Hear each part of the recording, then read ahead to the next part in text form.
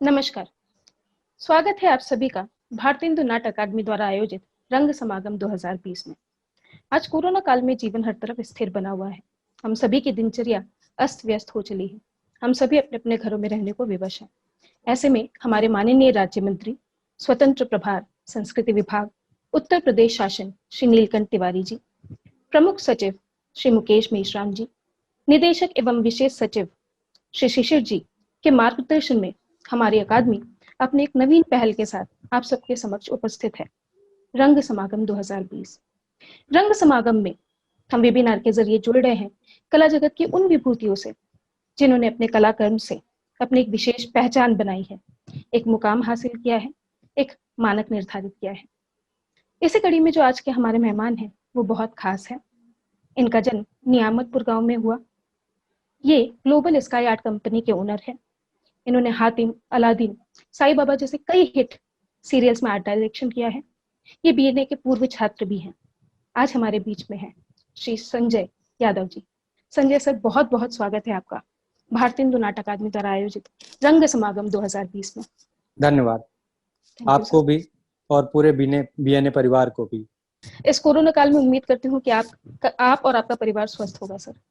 बिल्कुल, जरूर। हम उम्मीद करते हैं कि आप सब भी बहुत अच्छे से होंगे। कार्यक्रम के शुरुआत में ही मैं चाहूंगी कि आप बचपन का वो दौर याद करें जब आपको पहली बार लगा था कि नहीं, मुझे फिल्मों में जाना है, फिल्मों की तरफ रुख करना है। ये बहुत बचपन के उन शुरुआती दिनों की बात है जब हम खेल कूद की उम्र थी, लेकिन रुझान बढ़ा उस समय जब शुरुआत में कहें कि गांव में आपने देखा होगा, ये 90s का दौर था जब वीडियो वीसीआर वगैरह सब गांव में आना शुरू हुए थे और उनसे हमने फिल्मों को देखना शुरू किया था। और ब्लैक एंड व्हाइट टीवी पे शनिवार को इतवार को कभी जो फिल्में आती थी तो उससे इंटरेस्ट बढ़ा और आगे हमारा रुझान कि ये दुनिया क्या है, इसको कैसे बनाते कैसे हैं, इसमें ये लोग कैसे एक्ट करते हैं और ये इतना सारा मार धाड़ एक्शन और ये सब कैसे होता है, तो वो जानने की रुचि थी तो जरूर, लेकिन साथ साथ में एक सीखने की ललक भी थी कि ये कैसे हम भी बन सकते हैं या हम कर सकते हैं।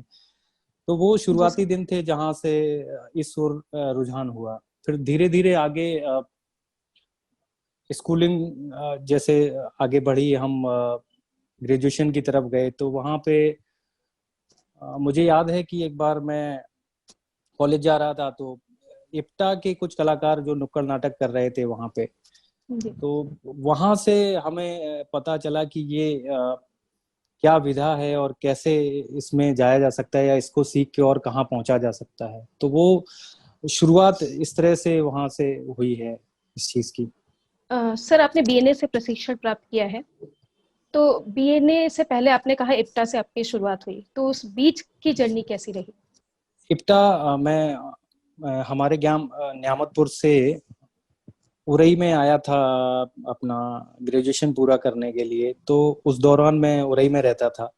तो जो मैंने जैसे बताया अभी कि आपको, इप्टा के कुछ लोग जो नुक्कड़ नाटक और थिएटर करते थे वहां पे, तो उनसे संपर्क होने के बाद हमारे एक वहां पे सीनियर थे शशि भूषण जी, तो वो इप्टा में काम करते थे और हमारे जो शुरुआती गुरु कहें वहां पे इप्टा में जो उस समय थे पप्पन जी, तो उन लोगों के थ्रू मैंने कुछ समझा और सीखा वहां पे।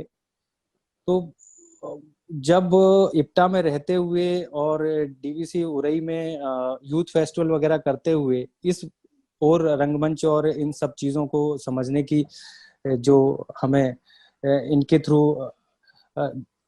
पता चला, तो उसमें क्या हुआ था कि उसी बीच में शशि जी का जो हमारे अभी बीएनए के सीनियर हो गए हैं, तो बीएनए में एडमिशन हो गया था। तो उन्होंने फिर वहां से जाने के बाद मुझे बताया कि आप और अगर सीखना चाहते हो तो लखनऊ आ सकते हो, यहाँ आके कर सकते हो। तो सबसे अच्छी बात ये हुई कि इप्टा की एक वर्कशॉप हो रही थी लखनऊ में उसी दौरान। तो पूरे इप्टा के माध्यम से मुझे वहां जाने का मौका मिला। तो वहां जब हम पहुंचे तो वो वर्कशॉप की, फिर मैंने एसएनए की एक वर्कशॉप पूरी की और 3 और 4 के बीच में बीएनए की भी एक वर्कशॉप हुई थी, तो मैंने उसमें भी पार्टिसिपेट किया।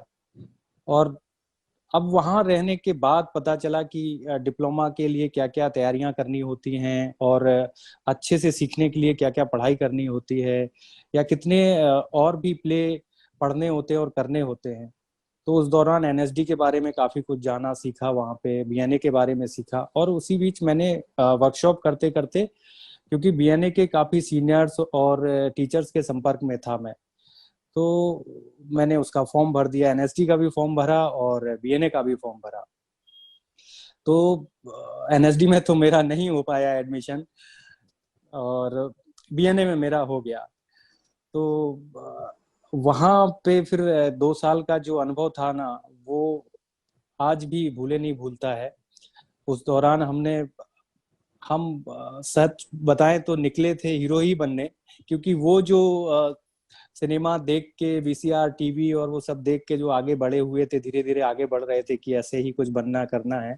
लेकिन बीएनए के माध्यम से जब पता चला कि यहाँ पे पहुंचने के बाद और इतनी सारी विधाएं हैं जिनको सीखा जा सकता है, किया जा सकता है, या उनमें आगे बढ़ा जा सकता है, तो मेरा हीरो बनने का या एक्टर बनने का वो जो सपना था, वो साथ में इन चीजों में कब बदल गया पता ही नहीं चला। तो मैंने वहां रहते हुए सेट डिजाइनिंग का, अरुण सर थे वहां पे, उनके साथ में काफी काम किया। अपने सीनियर हमारे राकेश यादव जी थे, तो उनके साथ में काफी कुछ सीखा।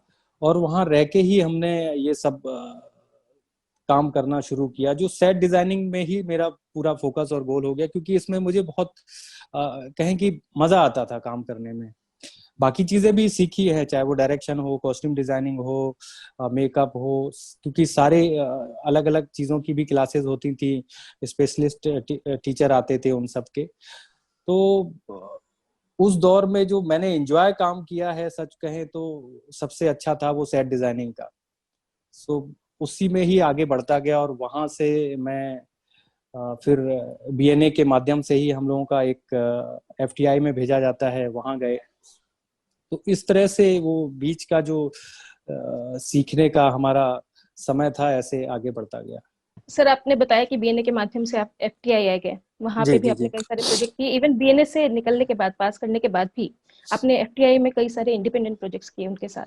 करेक्ट तो करेक्ट। उनके बारे में कुछ, उस जर्नी के बारे में कुछ बताइए सर। हाँ, वहाँ ऐसा था कि हम लोग जब बीएनए से पूरे बैच गया था वहाँ पे, तो मैं बीएनए में रहते हुए कुछ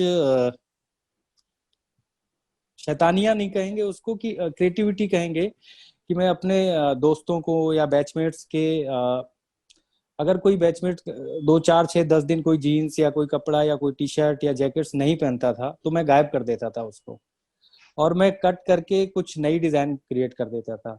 तो उनके बहुत सारे कपड़ों से मैंने नए नए डिजाइन और वो सब बना रखे थे, और उन सब को पहनना करना वो मैंने जाके और दोस्तों को भी पहनाना एफटीआई में शुरू कर दिया।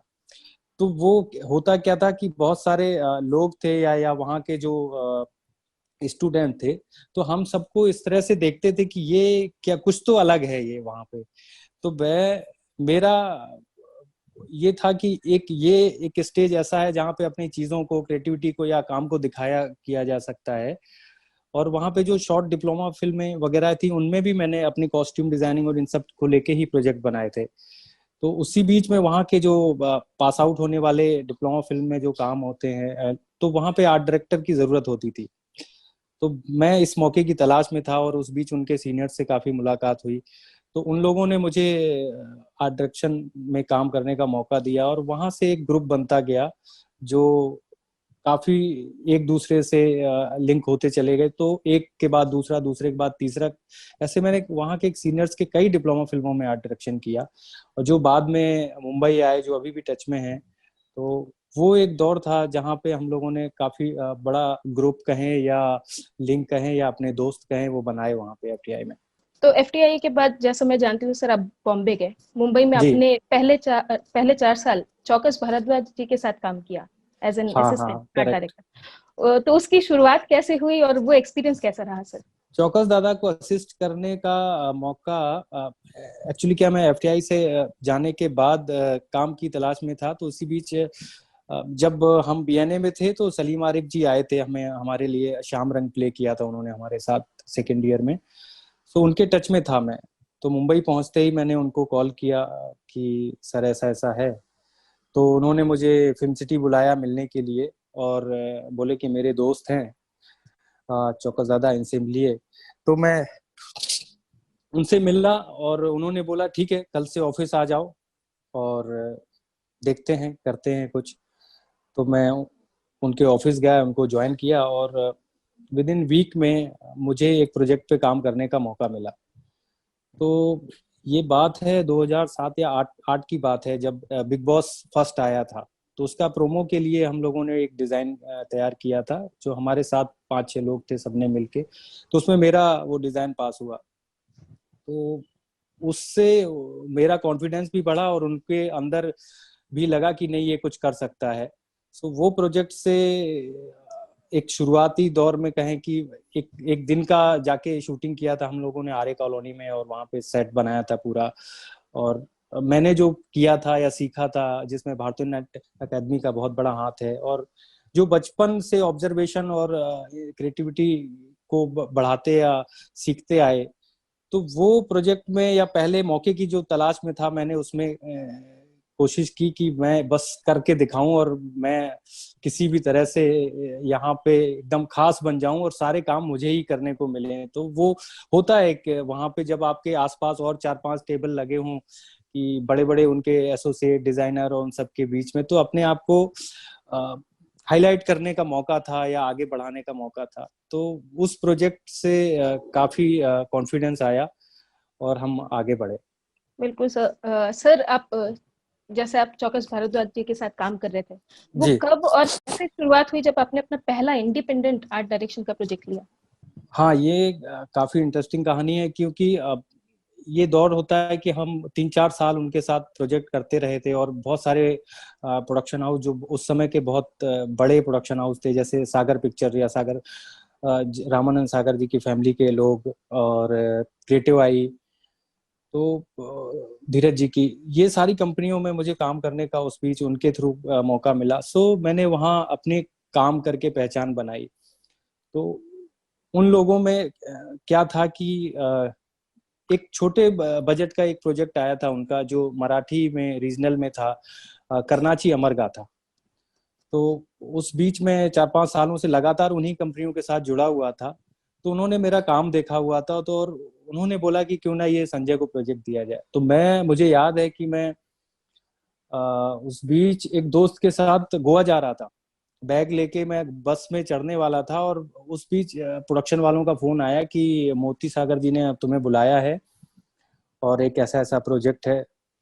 तो मैं बिल्कुल हैरान परेशान कि मैं तो बैग लेके यहाँ गोवा जा रहा हूँ एक फिल्म करने, और लेकिन एक इंडिपेंडेंट प्रोजेक्ट के लिए अगर कॉल आया है। तो मैं बस से उतर गया और मैं सीधे शाम को 6 बजे उनके ऑफिस पहुंचा, और जाके मैंने हाँ कर दिया। और वो मेरा पहला प्रोजेक्ट था। उसके बाद उन्होंने कई अपने इंडिपेंडेंट प्रोजेक्ट दिए मुझे, सागर फैमिली ने, चाहे वो जमाई राजा हो, द्वारकाधीश हो, और सिंदबाद। तो इस तरह के जो सागर फैमिली के काफी सारे प्रोजेक्ट मैंने किए। जी सर। तो इसके बाद लगातार फिर ट्रायंगल फिल्म्स में हमने हातिम किया है, और अभी मेरे प्रोजेक्ट हैं जो रनिंग में हैं, जैसे बालवीर है, और वैष्णो देवी है, शक्ति है। वेब सीरीज भी चल रही हैं और फिल्म भी चल रही है। तो मैं बिजी हूँ, मैं खुश हूँ कि मैं इंडिपेंडेंट होने के बाद से एक भी दिन खाली नहीं रहा। बिल्कुल सर, आप जैसे कह रहे हैं कि आप एक दिन भी खाली नहीं रहे, तो अभी तो लॉकडाउन चल रहा है, कोरोना जी का जी। टाइम चल रहा है 6 महीने से। तो मैं जानना चाहूंगी कि अब चूंकि आप बहुत क्रिएटिव इंसान है, क्रिएटिव लोग नॉर्मली खाली नहीं बैठ पाते हैं, तो इस दौरान आपने घर में नया क्या किया, क्या कुछ नया निकला इस लॉकडाउन में?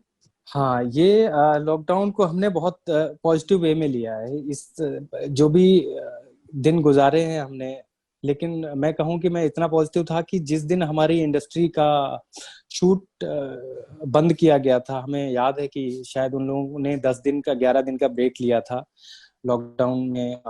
अपना जनता कर्फ्यू से पहले ही हमारी इंडस्ट्री के कुछ फेडरेशन, यूनियन और सरकार की तरफ से ये आदेश था कि 18 मार्च से और अभी 10 दिन के लिए शूट बंद रहेंगे। तो वो मेरा कोरोना काल से पहले का एक काम करने का आखिरी दिन था। और फिर जो बीच में टाइम गया है, उस बीच में मैंने, आप विश्वास नहीं करेंगे कि अपने बीएनए परिवार के लोगों के साथ और अपने जो 10-12 सालों में जितने भी दोस्त बनाए थे इस दौर में, चाहे वो प्रोड्यूसर्स हों, डायरेक्टर्स हों, राइटर्स हों, और इवन जो फ्रेंड हो या बैचमेट्स हो, सबसे संपर्क में रहा और अच्छी बातें की, पॉजिटिव बातें की, क्रिएटिव बातें की, नए आने वाले फ्यूचर्स और प्रोजेक्ट को लेके बातें की। और मैंने भी लिखा है बहुत सारा, कुछ नए कॉन्सेप्ट पे काम किया है, और जो राइटर दोस्त हैं उनके साथ में शेयर किया है, कुछ डेवलप हुई हैं चीजें। और आपको खुशी होगी, पूरे बीएनए परिवार को खुशी होगी कि बहुत जल्द हम एक नए प्लेटफॉर्म पे और कुछ अपने इन हाउस प्रोडक्शन हाउस की लॉन्चिंग के साथ में प्रोजेक्ट ला रहे हैं। सर, अभी आपने प्रोडक्शन हाउस की बात की, तो जितना मैं जानती हूँ आप एक नया प्रोडक्शन हाउस भी लॉन्च करने जा रहे हैं। जी जी, बहुत तो जल्द। इसका आइडिया आपके दिमाग में पहले से ही था कि कभी मैं फ्यूचर में ऐसा करूंगा, कि इस जर्नी में ये निकला? और क्या फ्यूचर प्लान है इस प्रोडक्शन हाउस के साथ आपके?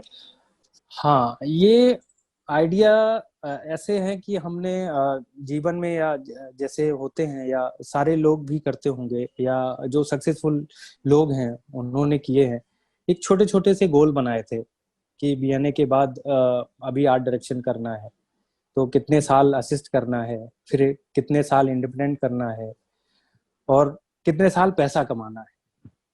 तो वो भी एक टारगेट था। तो सबके आशीर्वाद से सारी चीजें हो गई हैं। अब आगे क्या करना है, क्योंकि अब उस दौर में या 10 सालों में करते करते ऐसा हो गया है कि मैं बीच बीच में बहुत फ्री रहता हूँ। तो फ्री ना रहूं, उसके लिए अभी और अपने भी बीएनए परिवार के या और आने वाले, या स्वयं अपने बच्चों के लिए या खुद के लिए, अब हमें आगे क्या करना है। एक यहाँ तक तो पहुंच गए हैं, इंडस्ट्री में सारे लोग जानते हैं, अच्छे बड़े प्रोजेक्ट किए हैं, अभी भी चल रहे हैं। तो जो कोरोना काल में कहें कि हमने जो कॉन्सेप्ट डिजाइन किए हैं और इन सब चीजों को लेके, और 10 सालों में जो पूरी इंडस्ट्री में या चैनल्स में जो रिलेशन बनाए हैं, तो वो अपने एक प्रोडक्शन हाउस के माध्यम से हम जो प्रोजेक्ट बनाएंगे, तो अपने बीएनए के लोगों के लिए, या कहें कि नए जो आने वाले जूनियर्स के लिए, सबके लिए एक प्लेटफॉर्म तैयार करेंगे हम। तो अगला गोल है जो हमारा, कि खुद का प्रोडक्शन हाउस बना के कुछ अच्छे अपने रीजनल हों, या हमारे बुंदेलखंड से रिलेटेड प्रोजेक्ट हों, या वहाँ के कल्चर्स को लेके हों, सो जो अभी तक नहीं देखा है लोगों ने, या वहां तक नहीं पहुंचे हैं, या कुछ तैयारियां कर रहे हैं, तो हम सब लोग मिलके कुछ इस तरह से काम कर रहे हैं। अगला गोल मेरा उसी तरह से है। सर, आपने बहुत सारे इंडिपेंडेंट प्रोजेक्ट्स किए आज तक, आपकी अपनी खुद की आर्ट कंपनी है। जी, कोई ऐसा प्रोजेक्ट जो आपके लिए बहुत ज्यादा मेमोरेबल हो, जिसको करके कुछ अलग महसूस हुआ हो? ऐसे कुछ ना कुछ चीजें तो हर प्रोजेक्ट में होती रहती हैं, क्योंकि मैं किसी भी आर्ट कॉलेज से नहीं हूँ। आपको जान के बहुत ताज्जुब होगा, या जो मुझे जानते हैं, मैंने कहीं आर्ट की पढ़ाई नहीं की है। मैंने जो बीएनए परिवार से सीखा है, बीएनए के लोगों से सीखा है, बीएनए के टीचर से सीखा है वहाँ पे, और बाकी 10 साल जो मैंने अपने गुरु और काम करने वाले लोगों के साथ ऑब्जर्व करके और अपने काम से जो सीखा है। तो अब आपको मैं एक कहानी बताता हूँ कि हम, एक हातिम सीरियल आया था अभी 2013-14 में, ट्रायंगल फिल्म्स का। जो, तो हमारे जो प्रोड्यूसर्स हैं निखिल सर, उनका काम करने का तरीका था कि वो 24 घंटे 48 घंटे शूट का पैकअप ही नहीं करते थे, और अगले दिन भी उनको किसी दूसरे डायरेक्टर के साथ शूट करना होता था। लेकिन मैं आर्ट डायरेक्टर था और मुझे सारे सेट्स उनके लिए क्रिएट करने होते थे। तो हम लोग कभी कभी 3-3 दिन, 4-4 दिन वहीं रह जाते थे, और डे नाइट काम करते थे। कभी कभी इस एक सेट लगाया है, उस पे शूट हो गया, तुरंत उसी जगह दूसरा सेट लगाना है, तो हमें रात भर काम करना पड़ता था कि सुबह फिर से 7 बजे या 9 बजे इस पे आके शूटिंग होगी। तो वो जो दौर था काम करने का या सीखने का, हमारे पूरे इस 4 या 5 सालों के अंदर, उसने बहुत सिखाया हमें। इसी से रिलेटेड एक क्वेश्चन मैं ये पूछना चाहती थी कि अभी आपने कहा कि आप किसी आर्ट कॉलेज से नहीं है, जी।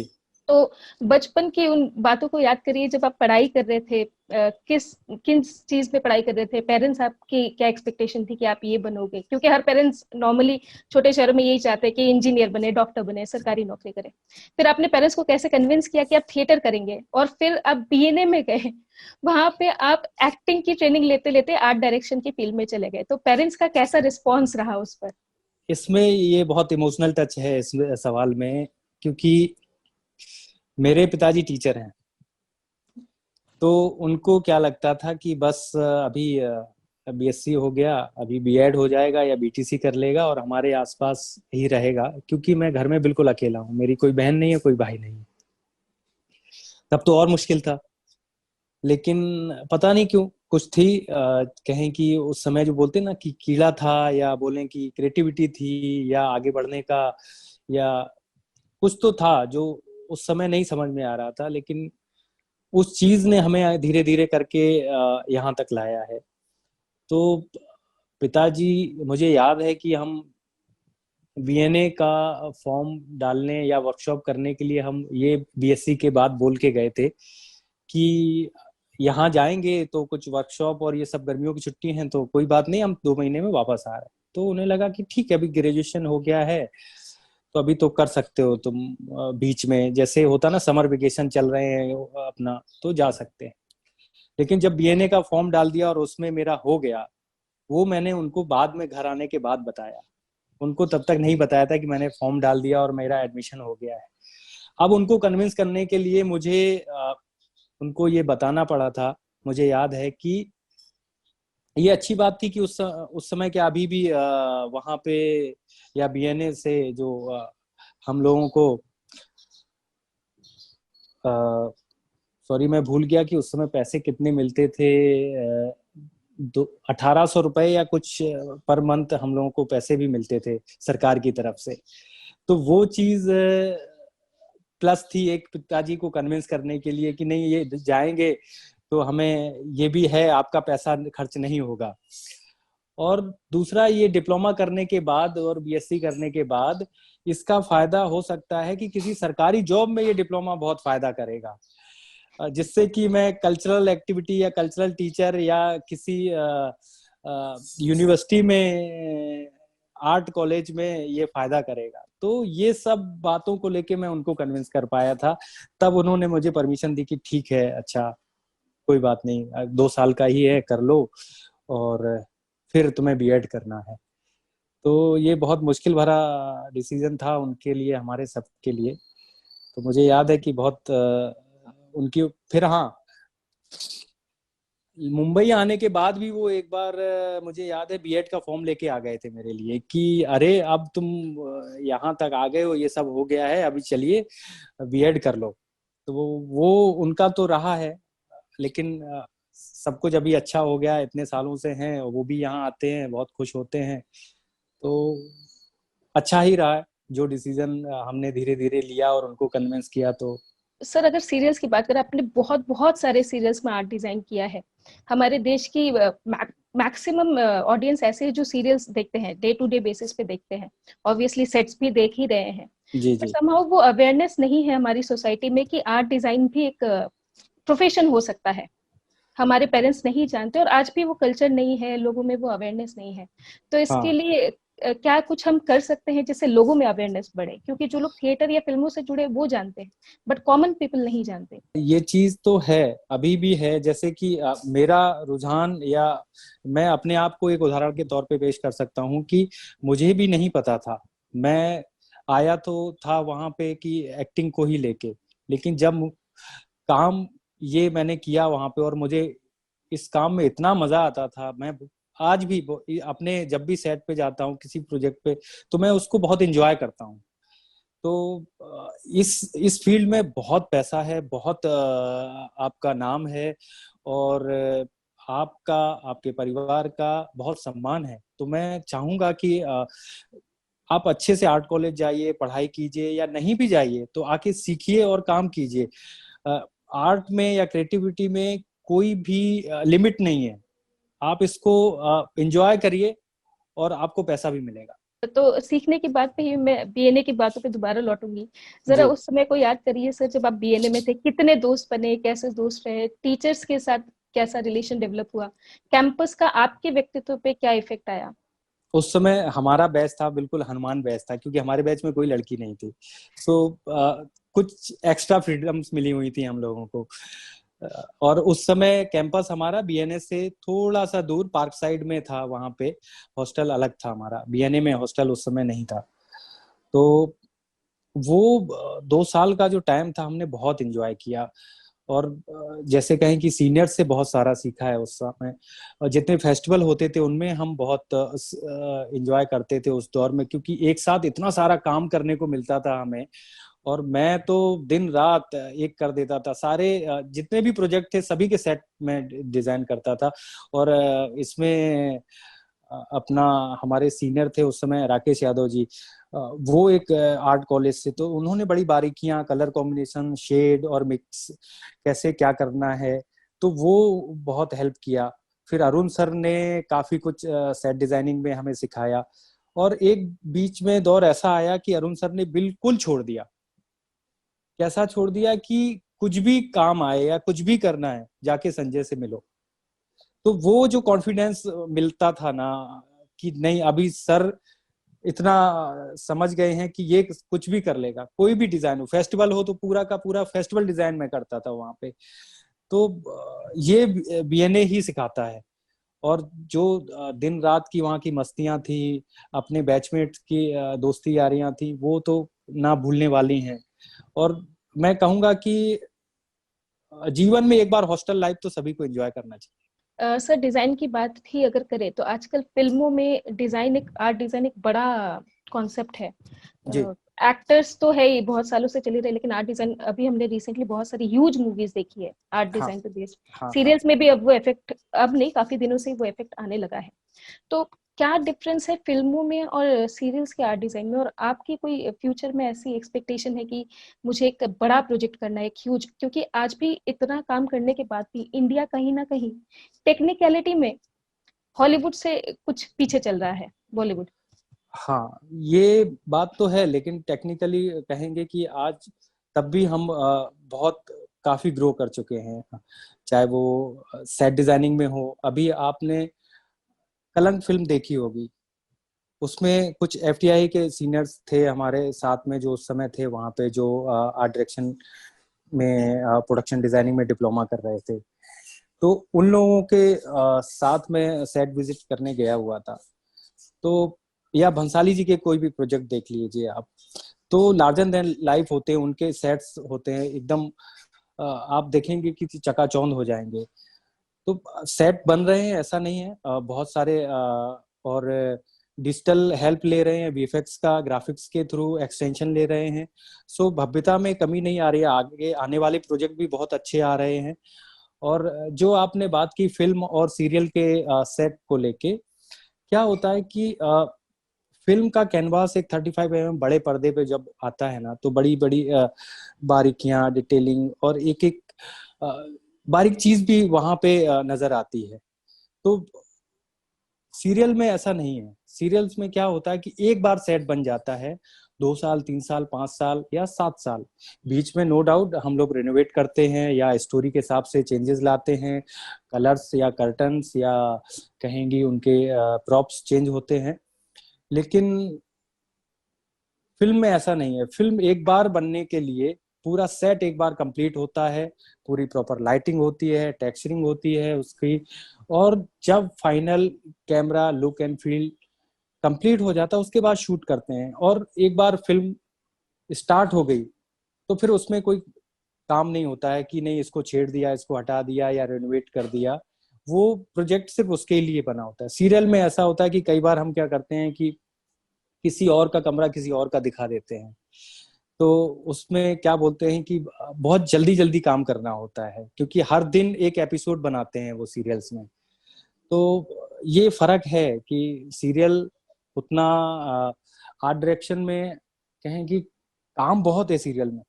फिल्मों में एक बार ही काम होता है, एक बार सेट बनता है, लेकिन सीरियल में हर दिन हम नए सेटअप्स लगाते हैं, नया कुछ क्रिएट करते हैं। और पूरी आर्ट डिपार्टमेंट टीम या उनसे जुड़े हुए लोग या क्रिएटिव टीम नए नए आइडिया के साथ कि अगले कॉन्सेप्ट पे क्या काम करना है। तो अभी जैसे हमारा सीरियल बालवीर चल रहा है, तो इसमें हम एक नए जोन में गए हुए हैं, वाटर वर्ल्ड में। तो उसके लिए हमने बहुत प्री प्रोडक्शन और रिसर्च किया था। हमने वाटर वर्ल्ड के नीचे के एलिमेंट्स बनाए हुए थे, जो हमने खैर ग्राफिक्स या क्रोमा पे शूट किए हुए हैं, और उसको बाद में उन्होंने पोस्ट में पानी के अंदर की दुनिया दिखाई है। सीरियल्स में भी काफी चैलेंजिंग और क्रिएटिव काम है, और मैं तो बहुत एंजॉय कर रहा हूँ। आर्ट डायरेक्शन के लिए आर्टिस्टिक माइंड और क्रिएटिव माइंड की एक इम्पोर्टेंस है, लेकिन आजकल वीएफएक्स ग्राफिक्स इनका भी बड़ा यूज हो रहा है।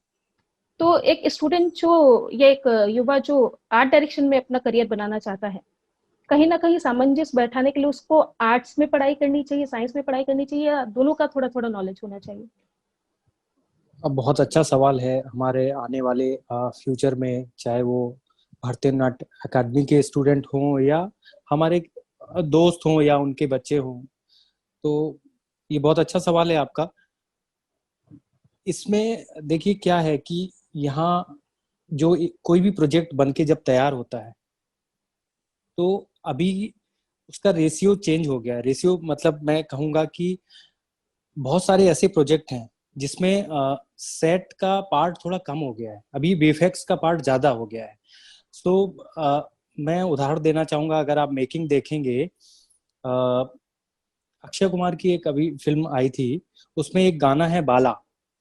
तो बाला गाने की मेकिंग आप देखेंगे कि उसमें फोरग्राउंड और कुछ एलिमेंट्स ही हैं सेट में। बाकी का जो आप एक पैलेस देखते हैं या बैकग्राउंड देखते हैं ना, पूरा बीएफएक्स में क्रिएट किया गया है। तो ये आपका एकदम करेक्ट सवाल है आने वाले हमारे नए दोस्तों के लिए, कि यहाँ आने के बाद, क्योंकि अभी बहुत सारे आर्ट कॉलेजों में भी ऐसा होने लगा है कि वो इस रेशियो को या ग्राफ को वो उनके टेक्निकल पार्ट में नए सेमेस्टरों में ऐड किया गया है कि सेट डिजाइनिंग जो जितनी भी उसके एलिमेंट्स हैं सबको अलग अलग डिवाइड करते हैं। तो क्या होता है कि बैकग्राउंड या थर्ड लेयर या फोर्थ लेयर उसको कैसे इन्हांस करते हैं या और लार्जर देन लाइफ कैसे बना सकते हैं, वो बीएफएक्स के माध्यम से ही होता है। क्योंकि प्रोड्यूसर्स को उतना खर्चा नहीं करना होता है, या क्यों खर्चा करें जब बीएफएक्स से सेम क्रिएट कर सकते हैं, और उसके लिए उतने मैन पावर, कंस्ट्रक्शन, मटेरियल की भी जरूरत नहीं है। सो अभी क्या हो गया कि हर प्रोजेक्ट की अलग डिमांड होती है, उसमें उनको कितना क्रिएट करना है, कितना बीएफएक्स में बनाना है, वो उस कॉन्सेप्ट या उस प्रोजेक्ट की नीड के ऊपर होता है। तो आज इन दोनों का मिक्सअप है, और इन दोनों के सीखने वाले या जो जानकार हैं लोग, वो ज्यादा अच्छा काम कर पा रहे हैं। तो ये मैं कहना चाहूंगा कि हाँ, आर्ट में वीएफएक्स बहुत हेल्प करता है अभी। और मेरे साथ में कई अच्छे स्टूडेंट जो थे मेरे साथ में, जो असिस्ट कर रहे थे, वो बहुत अच्छे स्कूल से पढ़ के आने के बाद बीएफएक्स की अच्छी नॉलेज थी, तो वो बहुत फास्ट सीखते हैं। और किसी भी प्रोजेक्ट में जब काम करते हैं तो वहां पे कोई कंफ्यूजन नहीं होता है। टेक्निकली बहुत स्ट्रांग रहते हैं, क्लियर होता है सब कुछ कि नहीं ये बस इतना क्रिएट करना है, इतना बीएफएक्स में बनाना है, और हमारा फाइनल आउटपुट क्या आएगा। कभी कभी हम 3D मॉडल्स पहले से बना लेते हैं और उनको डिजाइन कर लेते हैं, या जो क्रोमा यूज करते हैं ग्रीन कपड़ा, तो उसको पीछे लगाने के बाद कितने एलिमेंट्स बनाना है, वो मिनिएचर्स बना के हम पहले से अपना जब प्रेजेंटेशन देते हैं, तो उसमें ये सब एक एक चीज प्री प्रोडक्शन में क्लियर हो जाती है, ताकि जब शूट पे जाए तो वो परेशानियां ना हो और प्रोजेक्ट का आउटपुट बहुत अच्छा आए। सर, हम दो वर्ड सुनते हैं, एक है सेट डिजाइन और एक है सीनिक डिजाइन। क्या दोनों में जी, कोई डिफरेंस है कि वो एक ही चीज है? नहीं, डिफरेंस तो है, लेकिन कहें कि वो एक दूसरे से जुड़े हुए हैं। जुड़े हुए इन द सेंस ऐसे हैं कि सीनिक डिजाइन जो हम रंगकर्म या अपना थिएटर में जब हम यूज करते हैं, वहाँ के सेट्स जो बनाते हैं, उनमें क्या होता है कि इतना बड़ा स्पेस हमारे ऑडिटोरियम का नहीं होता है। तो और उनकी जो स्केलिंग होती है वो अलग होती है, क्योंकि ऑडियंस भी देखोगे आप तो कभी कभी इस तरह से एलिवेशन में बैठती है। पीछे वाले आखिरी ऑडियंस को भी हमारा सेट सेम कैसे दिखेगा जब आगे सामने फर्स्ट रो में बैठे हुए लोग हैं जो एकदम स्ट्रेट देख रहे हैं, और लास्ट वाले वो जो या बालकनी में या ऊपर जो बैठे लोग हैं। तो सीनिक डिजाइन में इन बातों का बहुत ध्यान रखना होता है कि किस तरह से उसको हम एलिवेशन दें या किस तरह से उनके हाइट को बैलेंस करें या उनका डिजाइन करें, ताकि वो ऑडियंस को ऐसा ना हो कि ऊपर बैठे लोगों को ऊपर का छत या वैसे पार्ट से देखने में प्रॉब्लम्स आए। लेकिन फिल्मों में या सेट में या टीवी में वैसी चीजें नहीं होती हैं, क्योंकि सब कुछ शूट होता है, एडिट होता है, पोस्ट पे जाता है, मिक्सअप होता है और बाद में जाके रिलीज होता है। तो वो सेट डिजाइनिंग का काम है। या इवेंट में देखेंगे तो स्ट्रेट लाइन होती है सबके लिए, लेकिन जो हम थिएटर में यूज करते हैं, जो सीनिक डिजाइन जिसको कहते हैं, कि जहां से हमने शुरुआत की है उस काम की और धीरे धीरे करते हुए आज सेट डिजाइन में आ गए हैं। सर, इससे पहले वाले क्वेश्चन से रिलेटेड एक क्वेश्चन पूछना चाहूंगी। आप सेट जी। डिजाइन की बात कर रहे थे कि वहाँ पे 3D मॉडल बनाने होते हैं। सेट हाँ, डिजाइन में बहुत कुछ आता है, फर्नीचर आता है, वॉल्स बिल्कुल कलर आता बिल्कुल। है, पर्दे, एवरीथिंग जो भी वहाँ पे प्रेजेंट रहेगा। आजकल वीएफएक्स और ग्राफिक्स आ गया है उसमें। अ, अब 3D मॉडल क्या कंप्यूटर बेस्ड भी हो सकते हैं कि आज भी हार्ड ही बनाने पड़ते हैं कि नहीं हम फिजिकली उसको तैयार करेंगे? और क्या इसके कोई चांसेस है कि आगे चल के ये बहुत ज्यादा साइंटिफिक हो जाए, हर चीज कंप्यूटर पे ही होने लगे और बस इंसान की क्रिएटिविटी बचे, फिजिकल करने को कुछ ना बचे? हाँ, ये फ्यूचर में हो सकता है बिल्कुल।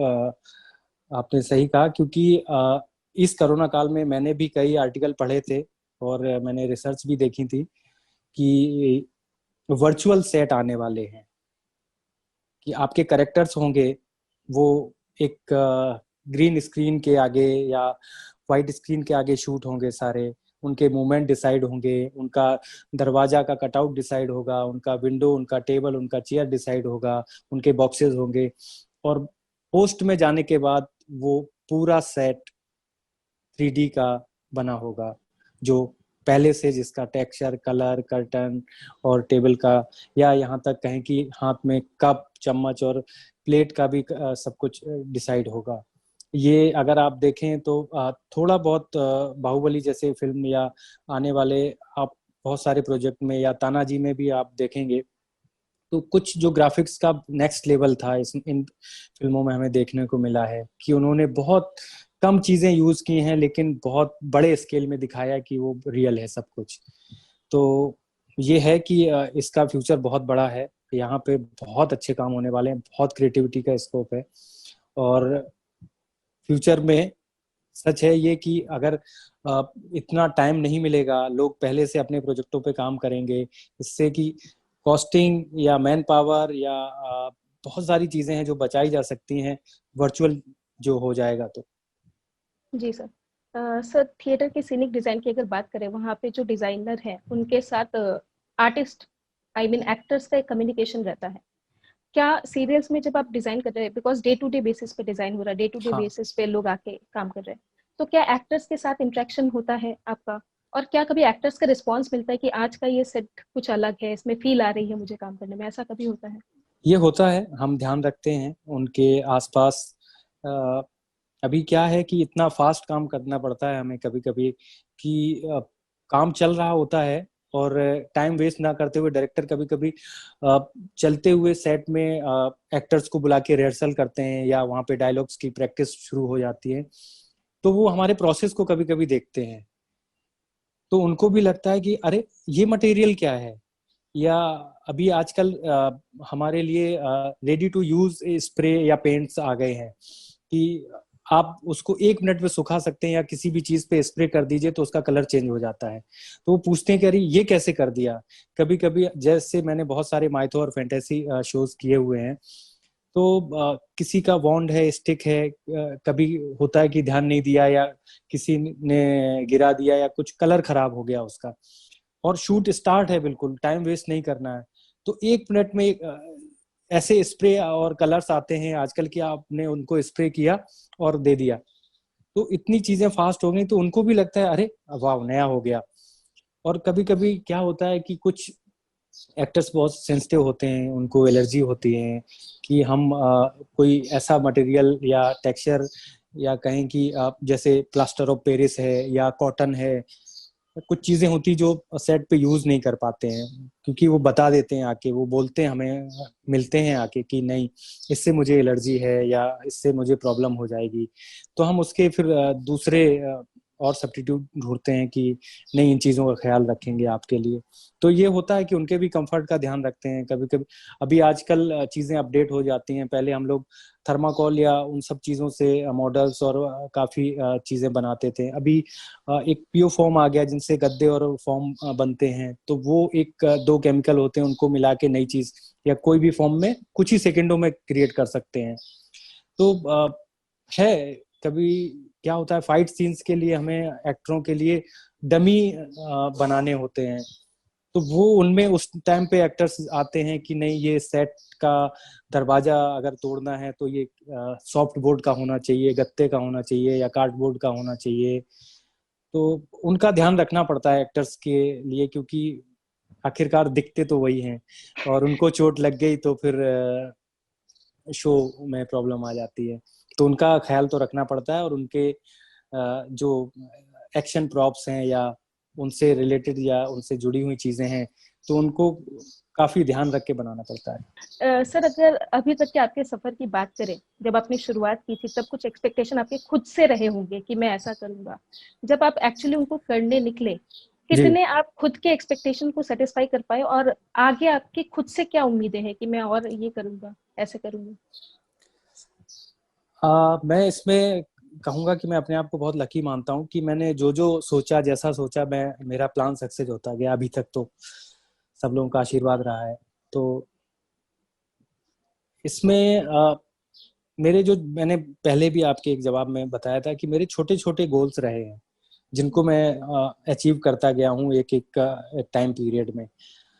तो उस दौरान जितनी भी मैंने कहें कि कठिनाइयां नहीं आई हैं अभी तक मेरे जीवन में, मैंने इस काम को बहुत पॉजिटिव लिया है और एंजॉय किया है, तो मेरे लिए इजी होता गया है। और मैं आर्ट के काम में मैंने अपना, कहें कि क्रिएटिविटी के साथ मैनेजमेंट को यूज किया है बहुत अच्छे से। तो मैं आने वाले भी दोस्तों या स्टूडेंट्स को, सबको कहना चाहूंगा कि मुंबई में ना आपको स्मार्ट होना बहुत जरूरी है। स्मार्ट इन द सेंस कि आप कैलकुलेटिव हो सारी चीजों को लेके, एकदम प्रैक्टिकल हो कि ये ऐसे ऐसे जाएंगे तो ऐसे पहुंचेंगे, और यहाँ से, क्योंकि यहाँ कोई शॉर्टकट नहीं है, आपको मेहनत बहुत करनी पड़ेगी। और मैंने पहले ही बताया कि मैं किसी आर्ट कॉलेज से नहीं हूँ, लेकिन फिर भी मैं 10 सालों से नॉन स्टॉप काम कर रहा हूँ, एक भी दिन फ्री नहीं हूँ। तो मैंने वो प्लान किया है। मैं, मेरी सक्सेस का राज भी वही है कि मैंने इसमें मैनेजमेंट अप्लाई किया हुआ है। तो तभी सारे गोल को अचीव कर पाया हूँ। और परिवार का, बीवी बच्चों का, माता पिता का, सबका आशीर्वाद और साथ रहा है, तो सक्सेस मिलती है, जरूर मिलती है। सर, आर्ट डिजाइन में जो यंगस्टर अब अपना करियर बनाना चाहते हैं बॉलीवुड में जाके, बीएनए, एनएसडी, एफटीआई में काफी लिमिटेड सीट्स हैं, सबको एडमिशन नहीं मिलता।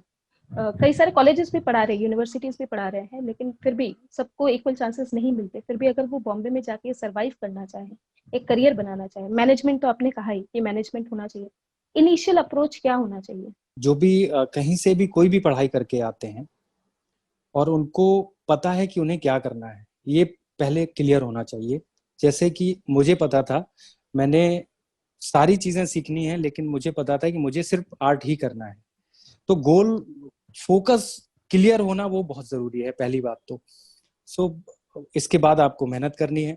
और दूसरी चीज है कि आपके जो संपर्क होते हैं, वो आप जब इंस्टीट्यूट में होते हैं तभी से स्टार्ट करें कि 2 महीने बाद, 6 महीने बाद आपको मुंबई जाना है, क्योंकि तभी से आपका गोल फोकस क्लियर हो जाना चाहिए कि आपको जाके क्या करना है, किसको असिस्ट करना है। तो उन लोगों से कोई भी सीनियर हो, आपके जान पहचान के लोग हों या आपके कॉलेज के पास आउट सीनियर हों, उनसे संपर्क में तुरंत आ जाएं, 5-6 महीने पहले से आ जाएं कि मैं आ रहा हूं और मुझे आपको असिस्ट करना है।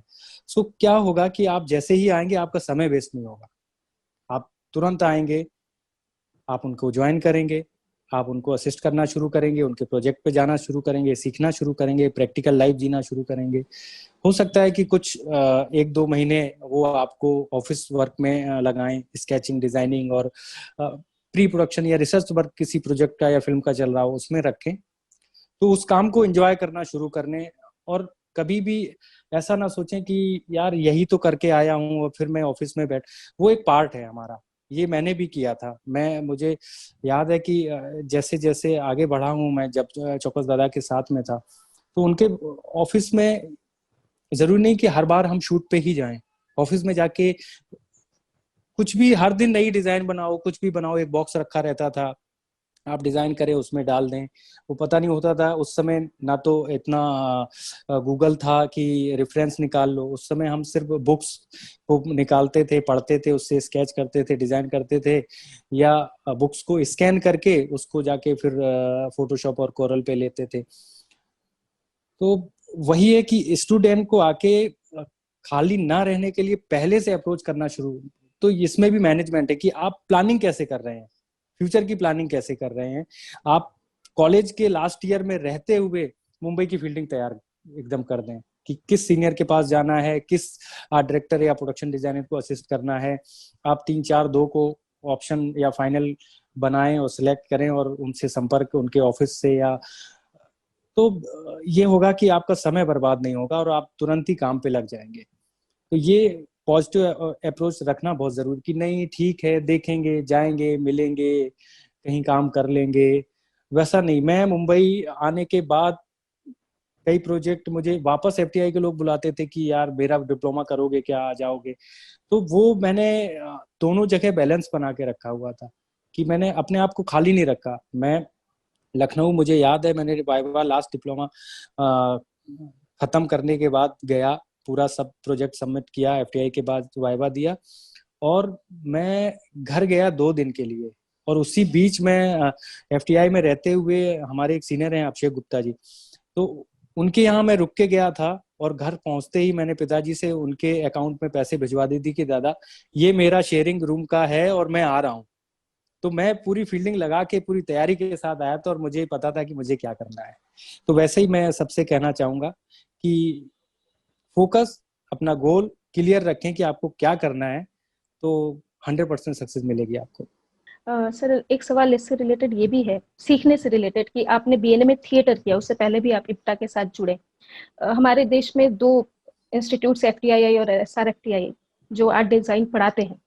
इसके अलावा एक माध्यम आर्ट डिजाइन सीखने का या सीनिक डिजाइन सीखने का थिएटर भी है, एनएसडी है, बीएनए। बिल्कुल बिल्कुल।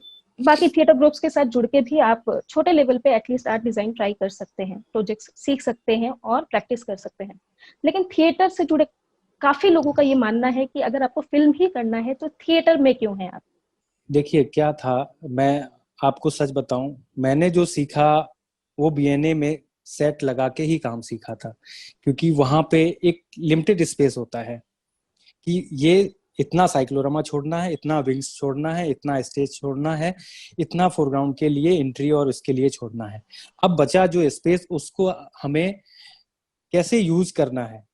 मुझे याद है कि सूरमोहन जी डायरेक्ट कर रहे थे, हमारा लास्ट ईयर का एक प्रोजेक्ट था बरी द डेड। तो उस सेट को कई उसमें स्टेजेस थे अलग अलग और कई सारे लोकेशन चेंज थे। मैंने वो सेट पूरा फोल्डिंग बनाया हुआ था, ऑन व्हील बनाया हुआ था, और ब्लैकआउट का जो टाइमिंग होता है उसमें मेरा पूरा सेट मूव होके नेक्स्ट लोकेशन बन जाता था। सेम स्पेस को, सेम मैंने वॉल को, और उसके पीछे दूसरा लोकेशन, दूसरा कलर करता था मैं। और दरवाजा जहां होता था वहां मेरा एक ये बोलते हैं कि टेबल आ जाता था, जो विंडो का फ्रेम तैयार हो जाता था वो हाफ पैक होने के बाद, और सेट पूरा मूव हो जाता था। तो वो मेरी क्रिएटिविटी, मेरे आइडियाज, वो सीनिक डिजाइन से ही सेट बनाने का। तो ऐसा नहीं है कि वहां मौके नहीं है, आपके पास भरपूर मौके हैं। और सुरमोहन जी, मुझे याद है कि मुझे उसमें सेट में इतना बिजी देख के उन्होंने मेरा, मैं एक्ट भी कर रहा था, तो उन्होंने मेरा एक्ट धीरे धीरे करके रोल छोटा कर दिया कि नहीं नहीं तुम ये काम अच्छा कर रहे हो, तुम्हें यही करना है। तो मैंने कहा सर मैं तो यही एंजॉय कर रहा था। लेकिन फिर भी उन्होंने एक एंट्री रखी थी मेरी, मुझे याद है उस शो में, और वो सेट काफी चेंजिंग था और बहुत एंजॉय किया था। तो हर स्टूडेंट को वहाँ सेट डिजाइनिंग के बेसिक्स और अपनी क्रिएटिविटी, क्योंकि वहाँ आप डिजाइन करते हो, टीचर आपको फ्रीडम देते हैं जैसे अरुण सर ने मुझे दी हुई थी, तो आप जब करोगे, अपने आइडियाज लाओगे, अपनी क्रिएटिविटी दिखाओगे, तो 100% आगे बढ़ोगे। और वो न्यू होती, वो बेस होता है सारे स्टूडेंट्स के लिए। तो ऐसा कहना नहीं है कि ये सिर्फ थिएटर वाले या डायरेक्ट जो फिल्म में आते हैं वो सीख सकते हैं, वहां से भी आप सीख सकते हैं। और मैं इसका तो सीधा जीता जागदा उदाहरण आपके सामने बैठा हूँ, तो वहीं से मैं सारा सब कुछ सीख के आगे बढ़ा हूँ। अभी आपने अभिनय की बात की कि इनिशियली आपने एज एन एक्टर स्टार्ट किया था थिएटर में, फिर आपको सेट डिजाइन बहुत अच्छा लगने लगा, वो तो आपकी बातों से समझ में ही आ रहा है। तो आप लंबे समय से सेट डिजाइन कर रहे हैं, क्या कभी ऐसा फील हुआ कि मैं दोबारा अभिनय करूं? नहीं, ऐसा तो नहीं है। कई बार बच्चे जरूर बोलते हैं, लेकिन वैसा नहीं है कि आपने क्यों नहीं किया, आपको करना चाहिए था। तो वो मैं अभी अपने बच्चों के थ्रू होता हुआ देखता हूँ। मेरे बेटे एक्टिंग करते हैं अभी फिल्मों में, सीरियल्स में। तो अभी ऐसा तो नहीं है प्लान कुछ भी। सर, अब हम कार्यक्रम के अंतिम चरण में हैं। संस्कृति विभाग उत्तर प्रदेश शासन के उच्चाधिकारियों के प्रोत्साहन से श्री रमेश चंद्र गुप्ता जी, निदेशक, भारतीय हिंदू नाट्य अकादमी, की इस पहल रंग समागम 2020 के बाबत आपके विचार? कहें कि आज जो मौका मिला है भारतीय नाट्य अकादमी और रमेश गुप्ता जी की तरफ से, संस्कृत विभाग की तरफ से, मैं सबका बहुत बहुत धन्यवाद और आभार प्रकट करना चाहूँगा। और पूरे बीएनए परिवार को, आगे आने वाले हमारे जूनियर्स को, सबको शुभकामनाएं देना चाहूँगा। उनके फ्यूचर में सक्सेस हो, जो प्लान हो, जो गोल हो, उसको अचीव करें। और यही है कि आप आए, स्वागत है। मुंबई में बहुत काम है। आप जो करना चाहेंगे, जो बनना चाहेंगे, 100% सक्सेस होंगे। और ये पहल के थ्रू, इस प्लेटफॉर्म के माध्यम से आपने अपने बीएनए परिवार और उनसे जुड़े हजारों लोगों से हमारे बातें शेयर करने के लिए मुझे मौका दिया, ये प्लेटफॉर्म दिया। तो आपका फिर से आभार और धन्यवाद। सर, आप हमारे बीच में, आपने अपना कीमती समय दिया, इसके लिए सर आपका बहुत बहुत धन्यवाद। धन्यवाद।